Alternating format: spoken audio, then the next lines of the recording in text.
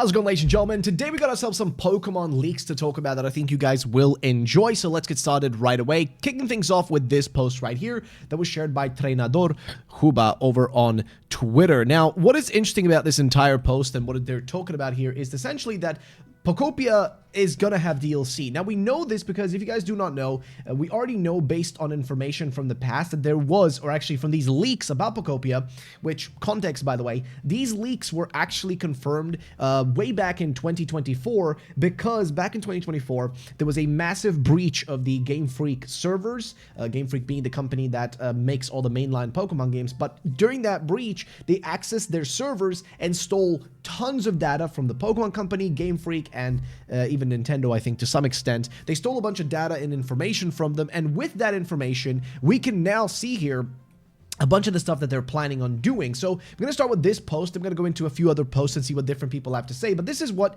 Makio and J Rose have to share that we now know about the DLC that they were planning to do for Pokemon Pokopia. So Pokopia leak spoilers. Pokemon Pokopia already feels like an endless game, which is true. Now, the 5 current areas are massive and packed with things to do: restoring habitats, building space for Pokemon, crafting, decorating, side quests, and exploring, etc. But it might only be the beginning. See, the Terra leak, of course, that's the name for the giant leak that took place, mentioned a planned DLC, which was with the project codenamed is Mega Oasis. So Mega Oasis, if we think about it, an oasis is like what? A desert of some kind? Like, I mean, how do you define oasis? Like, actually, definition. Let's see. I want to see the definition for what it would be. A fertile spot in a desert where water is found. Okay, there we go. So a fertile spot, a space in a desert where you actually can grow something, which, if you think about it, think about what we're talking about here. We're talking about a Pokemon game that literally represents essentially that. If you start in like the Fuchsia City or wasteland area, you're watering essentially a desert at that point, or a wasteland, which is a little bit different, but still. Now, that's what it was codename. Originally, was scheduled when the game itself was targeting a late 2025, with the DLC expected around mid-2026. Now, since the game was delayed and only released now in early March, the timeline may have shifted, so it's unclear when or if we'll see it. For context, other Pokemon projects like Winds and Waves and ZA also saw delays, suggesting the overall development time across projects likely expanded. Hopefully, the game will continue to be supported over time with new Pokemon updates and events, which we already know that they are doing that. We've seen that already because the game already has built-in events that are in the base code of the game that are already there.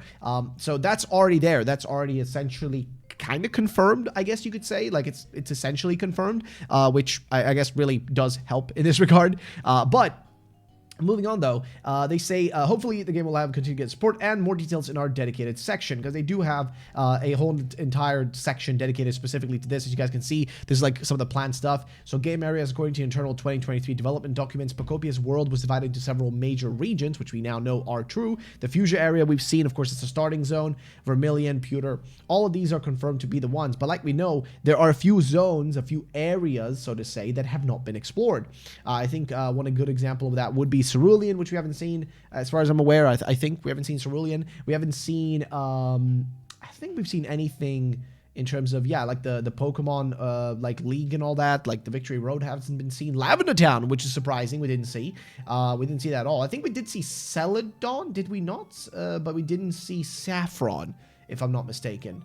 We saw Celadon City, but not Saffron City. And then here you guys can see the actual original planned IDs they had here. So Mega Oasis right here, right? That's, you can't see it because of my fat face. But basically, right here, Mega Oasis. So that is the code name for Pokopia, right? It's essentially, you know, a desert, a mega desert, right? With fertile spots. And then DLC here, as you can see, was planned to be like, I guess released.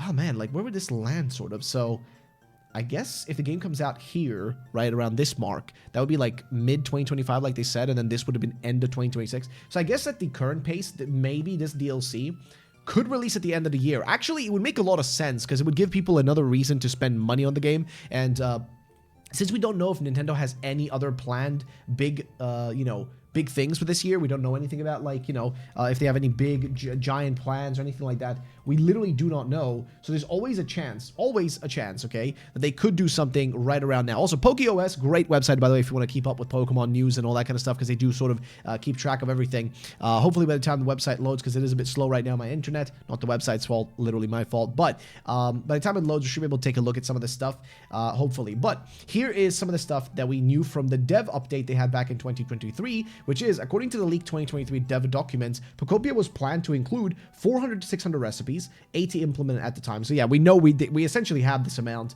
50 to 70 blueprints, 10 done. Approximately 100 treasure chests, 20 placed, and 1+ dungeon per area. Multiple puzzles per area, which we've kind of already seen, and these are work in progress targets, may have changed or been scrapped. And we now know that there's stuff happened, okay? Also, this is a big one. Multiple post-launch regions. So yes, that means that we have a chance potentially to see here not just the remaining cities of Kanto, but also multiple other regions. We could go to Johto, which is right across the border, dude, like right next to it. We could go to Johto, we could go to Unova, we could go to Hoenn, we could go so many places with this, right? The fact that we saw Kyogre, that's I'm just saying, that's a Gen 3 Pokemon, okay? That's a Hoenn Pokemon. We saw Lugia and Ho-Oh flying around the entire place, so maybe potentially they left Johto because Johto was going down the drain too. And basically the main point is there is so many potential like zones and areas and regions we could be taken to. I don't know, it would just be really fun. Now I'm not gonna say it's not regions in that way, zones, areas, those mentioned below, which yeah, that is possible that all we could end up seeing for DLC areas could be, you know, just those missing cities, which in this case would be like what? Like I said, Lavender Town, Saffron, Cerulean. What else is missing? I mean, I guess the Elite Four and the Victory Road and all that too. That would be one thing. And the Champion Pokemon like League and all that. So the Indigo Plateau, essentially. Like, that is still missing. So that could happen. But as we see here from another post from, of course, Juba, he said, Pokopia contains DLC. So I have a theory that Pokemon Pokopia will receive a DLC in another dimension or in space. Remember the Nether in Minecraft. Let's get to the point and strengthen this theory. The Lighthouse. Lighthouse. In the museum of the third map, there is a place dedicated to space. That is, to be fair, that is the Pewter City Museum. I know what he's talking about. So if you haven't played Pokopia, if you get to the area that's essentially like, I forget, like rocky area, once you get there, you will find a few interesting things. One of those things is you'll find the old Pewter Museum, but it's underground in like a lava area, right? Now, the thing is that that is a museum that appears in Pewter City in the actual Pokemon Gen 1 games in Kanto, right? We know that there is a museum there with spaceships and all that kind of stuff. So he said in the museum, there's the third round, there's a dedicated to space. So I don't really agree with that necessarily being a hint. Number two, Team Rocket, the Rocket team, sorry, behind the whole story has always had the motto of to protect the world from devastation, to extend our power to the stars, blasting off at the speed of light. Probably Team Rocket saved everyone. I mean, they did fly away in a rocket at the end, so who knows? And they do meet the real humans, by the way, spoiler, at the end, they do fly up there and all that. Then three, cards that speak of human evasion to save themselves in space and protection systems for the Pokemon and the PC. Number four, the lighthouse in the first glance that gives us badges. Probably it's the same humans asking for items and food to survive in space while we prepare the Earth so when they can return, and that's why they give us the badges. Which actually, if you think about it, is that kind of wild? Just using the Pokemon. Now, number five, the card that says the president of the Ether Foundation went to Kanto to support the creation of a safe environment for both Pokemon and humans. And who is the president? Lusamine. During the events of Sun and Moon and Ultra and Moon, she spends time in Ultra Space, a parallel world merging with the Pokemon Nihilego. So my theory is that we'll have a DLC that will give us access to Ultra Space, and I confess that I will be happy. I'm really happy. But listen, I don't think this is a bad idea or even a bad theory, to say the least, because actually there is an interesting theory here from Kayla, which I think is a really, really great theory. So Pokemon Pokopia takes place in the Kanto's Ultra Universe, Ruin Universe, right? So this kind of, I'm trying to connect two dots here. Basically, she said that if you look at like some of the stuff from Sun and Moon, Ultra Sun and Moon, all that, you can see here that we have a similar thing going on. So serving the city's every need, and you have the future version here where it's completely, you know, destroyed. Here you got Hau'oli City Hall serving the city's needs, and it's literally just a future version. And you can see right here, the only character that can be interacted with is a man in a protective Guzzlord themed suit and a Guzzlord. According to the suited man, the people of this world fled to another planet. literally what we know from Pokopia, but he remained in order to keep check on Guzzlord, which he refers to as Mr. Glutton. He wears the suit because breathing too much air in the place is dangerous. After catching Guzzlord, the suited man says that it has been taken a liking to the player and asks him to take care of it. Dude, I don't know, man. I don't know, especially when you look at it, like, you know, from all the stuff. I just got back from depositing Pokemon on the PC at the Pokemon Center. We spent every day together. Being separated like this is so hard, but we'll meet again, I'm sure of it. I'll need to evacuate with the others pretty soon. So yeah, we know the humans went to space. We know that's the case. And you can see, I actually, like I said, I just think it's a sick theory. Thanks. It also makes sense for them to reference Guzzlord right now. There's a long-standing theory that Guzzlord and Zygarde are meant to be inverses of each other. Considering we basically got Legends Zygarde, makes sense that we also get some kind of Legends Guzzlord. And it is possible. Like, again, we already know Pokemon has wanted to go to space a lot of times. They've dipped their toes with Oras, right? Oras dipped their toes in the idea of going to space with a Pokemon game, because I don't think there's that's even a crazy thing to do, or like something super out of the realm of like possibility. But we know they tried it there. They dipped their toes in it. They dipped their toes again in it, you know, with the whole ultra space and ultra wormholes and all that, sort of ish, you know. Time travel is already something we know is in Pokemon based on Scarlet and Violet. We know time travel is there. We also know from Celebi and like Gold and Silver and all that kind of stuff, Crystal, all that, you know. So we know there's a connection between like time, space, and all that. I mean, shit, we have the time and space Pokemons themselves, like, and the creation Pokemon. There's a lot of connections that can be made and a lot of possibilities. Again, it's just a matter of time seeing if anything does come from any of these, but I don't know. I'm very curious. I'd love to know your thoughts and opinions. You guys think we're going to get a space DLC, or do you think we're just going to get the DLC that's going to be just those missing cities? Either way, I think all of them would be pretty cool. Also, just wanted to share this real quick. Somebody made an entire Team Rocket, like, hideout. Like, literally recreated their own hideout. Look at that, like with cameras and everything. Pretty cool. Just thought I would share that real quick, just because I thought it looked interesting. Also, Jordan has something to say. So it's possible that 2 new Gen 10 Pokemon are teased in Pokopia. I think there's a chance that Pikachu could actually make it to the main line, but also only because she's a Pikachu. Now, I don't know, man, but we do have hints, right? We do have hints, especially this big hint here. And there's been a lot of references to this hint in this game of a Shellos that changes its color and appearance based on diet and environment it lives in, and specifically a yellow Shellos, which is weird that they bring that up, because the whole thing with like the Shellos is this ID, and it actually fits perfectly. It's this ID that if you look at like the 2 Shellos, right? One only exists on one side of Sinnoh and one only existed on the other side of Sinnoh, and that's how their environments changed, so they evolved slightly different colors, right? And I think that's based on like an actual real theory. If you guys remember, like, know the name of it, it's like this weird sort of line that exists in like Southeast Asia, like and like what is it called again?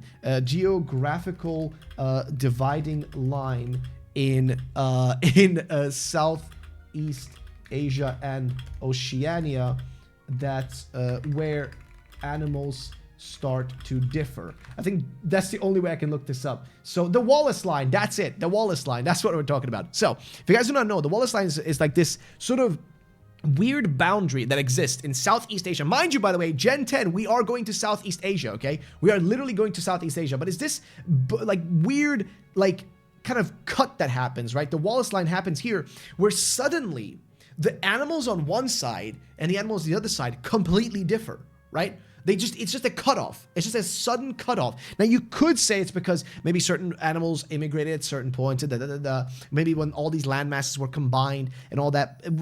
But that's the thing. They don't. It's like a clear sort of cut between them, which is what's weird. It's what's odd. So yeah, it's a faunal boundary line drawn in 1859 by the British naturalist Russell Wallace and named by the English biologist Thomas Henry. It separates the biogeographic realms of Asia and Wallachia? Okay.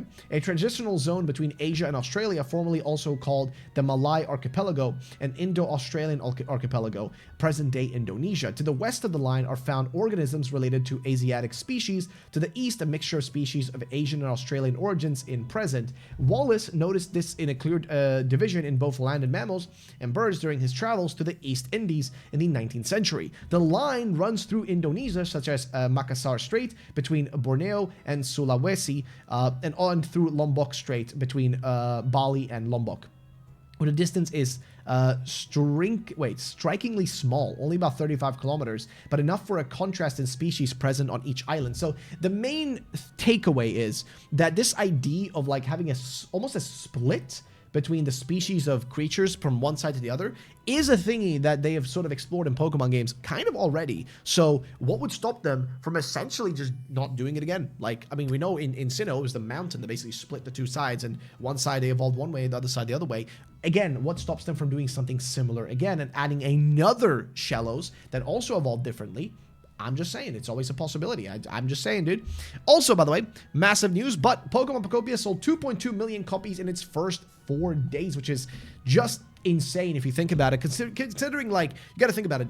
Nintendo, the Switch 2 has about 18 million units sold. And we already know that this game has sold, well, 2.2 million copies. So out of that 18 million, 2.2 million people buying it is still solid. It's not groundbreaking. However, it is a lot for a Pokemon game that has a lot of things going against it. First of all, less people own the console, so that means that people have to buy the console to actually get it if they really wanted it, which is already a barrier of entry because of the cost of a Switch 2. Number 2, we are in a cost of living crisis where people cannot afford to buy everything they possibly want to.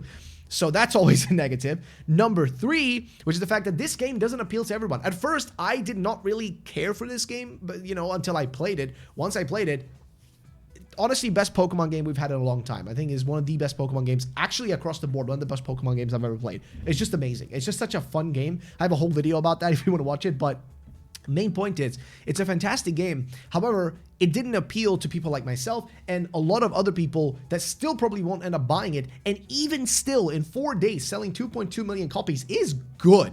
Like, very, very good. And the hype has been just across the board very, very high for this game. So I'm happy to see it doing well. I think it's a great game. I do not like the pricing structure, though. I do think the price is pretty but nonetheless, I still think it's pretty solid. And then finally, we're going to end things off with, again, this whole talk about the new form of Shellos. So here it is. Pokopia mentions, but apparently doesn't contain a yellow Shellos form. Could this be a tease to this line getting a north and south form in Pokemon Winds and Waves? It would perfectly fit the Wallace line, there it is, of Winds and Waves' region inspiration. And don't forget, one new thing BDSP added was a book in the Canalave library, the Seas Legend, about a past story of finding Manaphy and Phione, which was later literally a side quest to obtain them in PLA. This could just be a new form they'll add in Pokopia update or DLC, which is true, they could do that, but that form could also still be in Winds and Waves or its counterparts in Winds and Waves. So it is possible. Again, he has talked about this before. It is a whole thing, right? The Wallace line, which we just spoke about, which runs through where the Gen 10 region will be based off of. So I'd be very surprised if they didn't use this line as a big inspiration or even a direct reference in the Gen 10 games. It also ties perfectly with the professor being based on Charles Darwin, which we know from some of the leaks. So again, a lot of possibilities coming straight out of this one thing, right? Like, it's a lot of things for just one singular starting point. But yeah, I think that pretty much summarized most of the things. Again, I'd love to know your guys' thoughts and opinions on these, like, you know, leaks and stuff. Are you excited? Do you want a DLC for Pokopia to begin with? Is that something you actually want? Let me know, and I'll see you all in the next one. Peace out, and bye-bye.